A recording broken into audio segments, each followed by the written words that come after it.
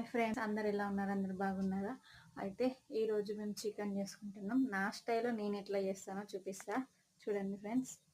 అయితే first gas వెలిగించుకోవాలి, ఒక బాండి పెట్టుకొని ఆయిల్ హీట్ ఎక్కాక ఆనియన్ వేయించుకోవాలి. ఆనియన్ గోల్డెన్ కలర్ వచ్చాక అందులో ఈ చికెన్ వేసుకోవాలి ఫ్రెండ్స్.